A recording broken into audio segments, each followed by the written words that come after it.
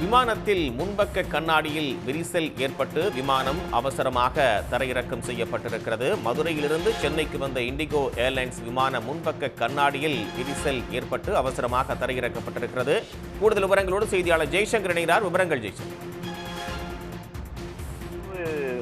மதுரையிலிருந்து சென்னை புறப்பட்டு வந்த இண்டிகோ ஏர்லைன்ஸ் விமானம் நடுவானில் பறந்து கொண்டிருக்கும் போது இந்த முன்பக்க கண்ணாடி விரிசல் காணப்பட்டது. இதனால் விமானி அதிர்ச்சி அடைஞ்சார். அதனை அடுத்து சென்னை விமான நிலைய கட்டுப்பாட்டு அறைக்கு தகவலும் அளித்தார்.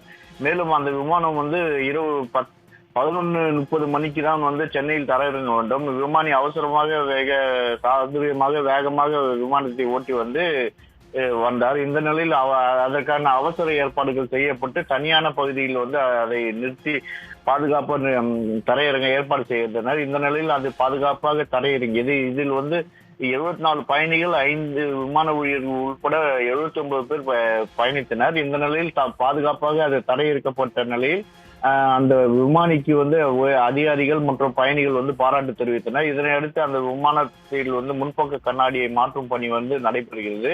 இது அடுத்து அந்த விமானம் கோழிக்கோடுக்கு காலை 5:20 மணிக்கு புறப்பட வேண்டும். ஆனால் அதற்கு மாற்றாக வேறு விமானத்தை அனுப்பியுள்ளார்கள். இந்த திடீர் விரிசல் ஏற்படுவதற்கு காரணம் என்ன?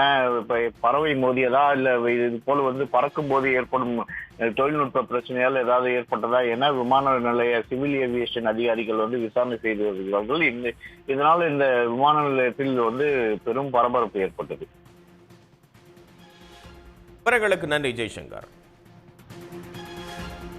உடனுக்குடன் செய்திகளை தெரிந்து கொள்ள சன் நியூஸ் பெல் ஐகானை கிளிக் பண்ணுங்க.